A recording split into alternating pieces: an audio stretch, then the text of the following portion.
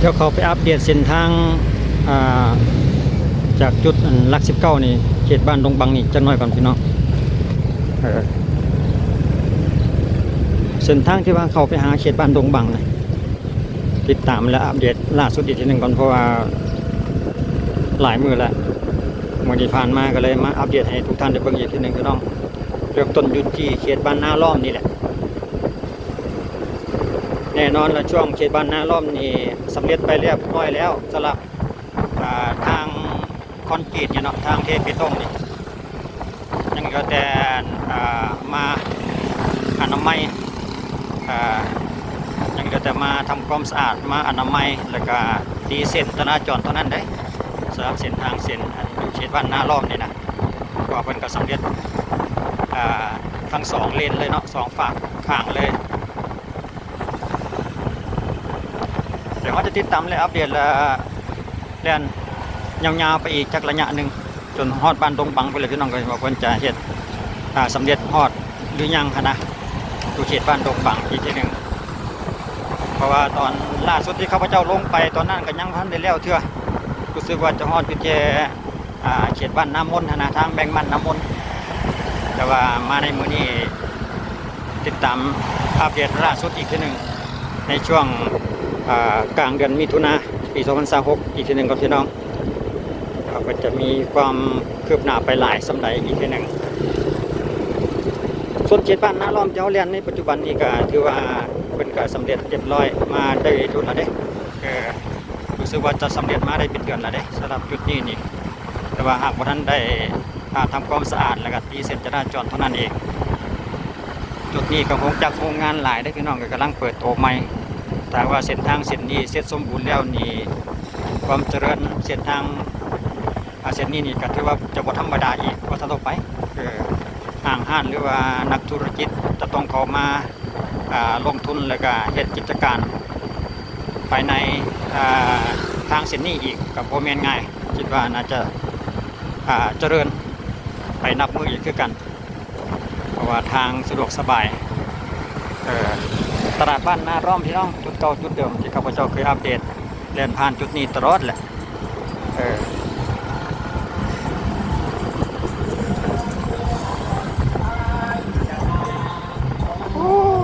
วันหลาย แคมทางเพิ่นห้านเพิ่นเปิดเพลงพี่น้องเส้นทางเทไปต้องอยู่จุดนี่อยู่เขตนี่เดี๋ยวข้าพเจ้าจะติดตามและอัปเดตลงอยู่เรื่อยๆแหละพี่น้องแต่ว่าFC ท่านใดบ่เบื่อหรือว่าบ่รำคาญนี่ก็บ่ขอบใจเป็นบุญเป็นคุณอีกทีนึงสำหรับการติดตามรับชมด้วยดีตลอดมาแต่ว่า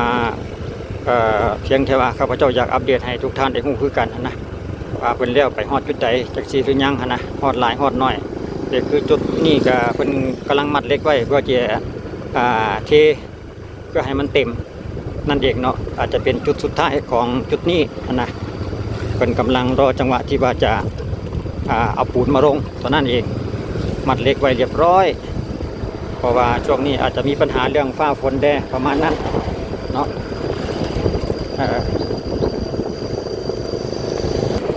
อัปเดตไปเรื่อยๆเลยพี่น้องจุดก็เพิ่นจะสำเร็จเมื่อจุดติดดอกฟื้นดอกไฟไปแหละมือใดเดือนใดข้าพเจ้าจะเล่าสู่ฟังอีกเพราะว่าเชื่อว่ามี FC บางท่านที่ว่า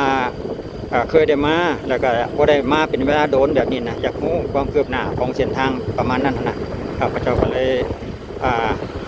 เอา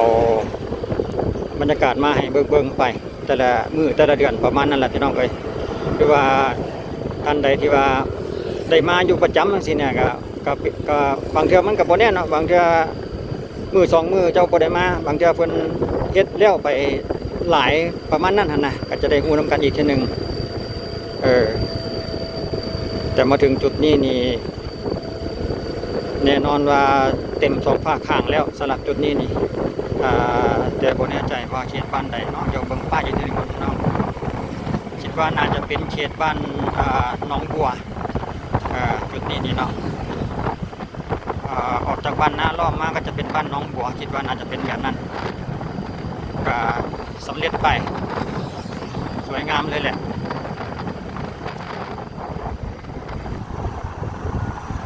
ตบ้านหนองบัวอีหลีแล้วพี่น้องเพราะว่าเมื่อกี้นี่เขาก็จะเห็นป้ายเพิ่นแล้วเนาะเลียนกายป้ายเพิ่นมาเขตป้ายบ้านเพิ่นนั่นน่ะเด้มาถึงจุดนี้เพิ่นหากระเทไปใหม่ๆเพิ่นยังบ่ทันอนุญาตให้เลียนเทื่อเพราะว่ายังบ่ทันได้แข่งดีประมาณนั้นเนาะเสือกฟางนิ่งไว้เขตบ้านหนองบัวถือว่าสำเร็จไปว่าพื้นเส้นทางก็สำเร็จไปแล้ว 100%แต่ว่ากันยังเหลือเกี่ยวกับเส้นจราจรไฟเยี่ยงทางแล้วก็อนามัยขอบทางแบบนี้แหละจังสิเป็น100%แท้นะถึงแม้ว่าข้าพเจ้าจะบ่ได้อัปเดตไว้เนาะอัปเดตไว้คือว่าอัปเดตไว้แท้แบบนี้นะแต่ว่าข้าพเจ้าอัปเดตแต่ละเทื่อนี่ก็จะเห็นความคืบหน้าของเพิ่นอยู่ตลอดเลยนี่ยกตัวอย่างคือตัวนี้แล้วนี่นะเมื่อก่อนนี่ข้าพเจ้ามานี่ก็ยังบ่ทันได้เห็นเลยบ่ทันได้มีเลยเขากำลังเทเลนที่เขาเรียนอยู่นี้แต่ว่าเลนนี่ยังเป็นทางดินแดงอยู่ได้แต่ว่ามาในมื้อนี้ก็เห็นแล้วว่าเพิ่นก็มัดเหล็กไว้ประมาณนั้นนะรอจังหวะที่ว่าฟ้าฝนหรือแดดนี่ก็จะเพิ่นก็จะมาเทประมาณนั้นแหละทางแบ่งบ้านน้ำมนต์นั่นเองพี่น้องจุดนี้เนาะเลี้ยวขวาออกไปทางเมืองเขตบ้านน้ำมนต์รถแล่นออกมานี่แหละเด้ก็มาถึงจุดนี้แล้วว่าซั่นต่อไปจากนี้ไปเพิ่นก็เทเรียบร้อยแล้วเด้นี่โอ้สวยงามเลยพี่น้องเลยสุดยอดขอชมเชยทางภาคส่วนของรัฐเพิ่นเนาะทีมงานและผู้รับเหมาบริษัทผู้สร้างทางนั่นล่ะใจใส่เร่งเพราะว่าจะเป็นช่วงใดฤดูใดยามแล้งหรือยามฝนเพิ่นก็เร่งเฮ็ดอยู่ตลอดนะเพราะว่ามาอัปเดตแต่ละเทื่อก็เห็นทีมงานเพิ่นอยู่ตลอดนะขอสิว่า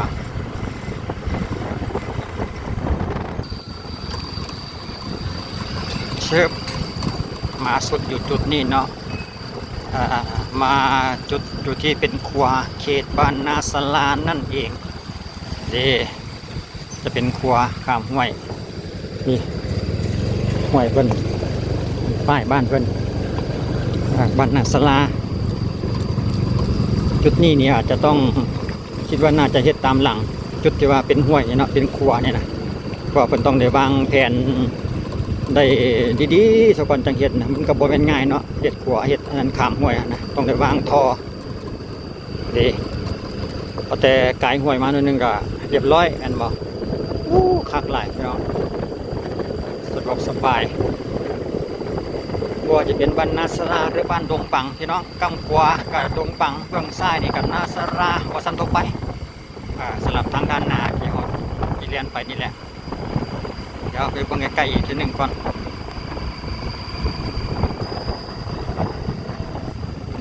ทางเบี่ยงซ้ายรถจักรไปขวาได้ นี่เห็นบ่ถึงเวลาเพิ่นเทนี่ก็บ่ได้โดนได้นี่ได้มือเดียวแล้วเลยได้นี่ได้ตลอดทั้งแถบเลยว่าซั่นต่อไปโอ้กันได้มัดเล็กตีแบบไว้แบบนี้นี่ก็ซ้ำว่าเทแล้วเราบ้านเพราะว่าเทนี่ก็มือเดียวกันแล้วเนาะยามเดียวกันแล้วหั่นนะเพิ่นเทได้ไวทางด้านหน้าก็ว่าเห็นเป็นรถซีแพ็คอยู่รถโม่ปูนอยู่หั่นนะว่าเพิ่นสิเทจุดใดเทซ่อมจุดที่ว่าบ่ทันได้แล้วก็เลยว่าเทล้างน้ำแต่ว่าล้างน้ำคิดว่าน่าจะสำเร็จไปแล้วเนาะจุดนี้ก็ทางปั๊มทางด้านหน้าปั๊มน้ำมันนั่นเองโอ้2 คันพุ่นว่ะรถโม่เนี่ย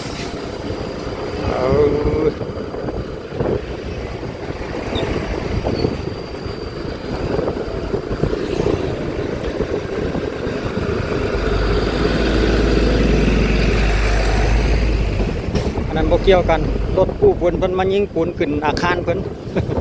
คิดว่าเฮ็ดทางบ่แม่นพี่น้องข้าพเจ้าเลี้ยวไปเมื่อกี้นี้เป็นรถ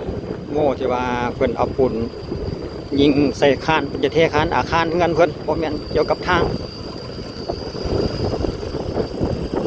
กายมาเมื่อกี้นี้ตลาดเขตดงบังตลาดสดมาถึงจุดนี้ก็ยังรอจังหวะให้มันเสพโตแล้วว่าเพิ่นก็จะเทสลับกันไปเพิ่นก็จะเว้นช่วงที่รถเฮาเรียนอยู่นี้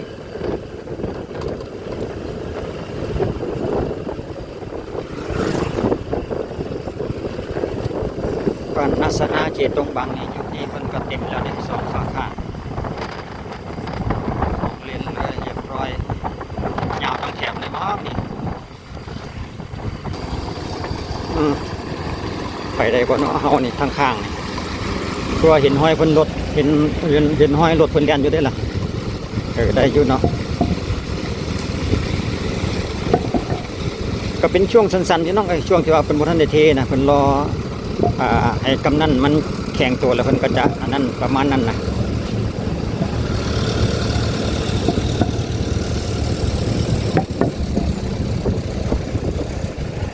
ดีคือที่ว่าเพิ่นเทเต็มเพิ่นก็มีคือกันก็เทไปแล้วเด้สำหรับเขตบ้านดงบังเนี่ยเรื่องหัวเมืองกับบ้านดงบังเลยพี่น้องโอ้เขาเรียนไปทางฟุตบาทคลองน้ำนี่ได้อยู่เพราะว่าเพิ่นให้รถน้อยเรียนอยู่เนาะ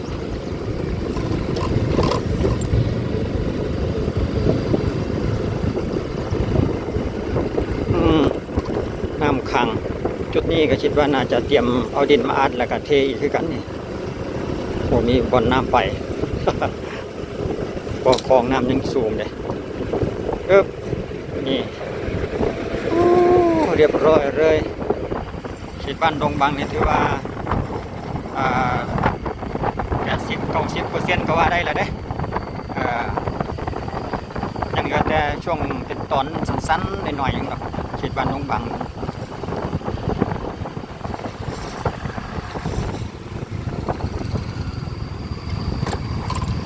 จุดนี้จุดเก่าจุดเดิม3 แยก 4 แยกน้อยเกี่ยวกับการเทนาทางคิดว่าจะมาถึงจุดนี้แหละพี่น้องเลยคือเสียนต่อไปหันยังเถื่อเดี๋ยวเราขอแอบรถก่อนแป๊บหนึ่งเดี๋ยวต่อไปก็เป็นเพียงคลองระบายน้ำเนาะจากนี้ไปเป็นบรรณาศาลายาวเหยียดไปพูดเลยจะมีเกี่ยวจะกับคลองระบายน้ำมาสันต่อไปส่วนจุดที่ว่าเททางหันกลับมาถึงแต่จุดนี้เนาะจุดที่เราเรียนมาเมื่อกี้จุด3 แยก 4 แยกเนี่ยส่วนทางด้านหน้าที่เราเห็นก็ไปเขตบ้านโนนแต้ลาดควายหรือว่าโนนสะอาดเขตโนนแต้ลาดควายโนนสะอาดนั่นเนี่ยเมื่อกี้นี่นะสรุปแล้วว่าเส้นทางเส้นนี้นี่จากนี่ต่อไปหาเขตบ้านโพนต้องหรือว่าโพนงามหันกับ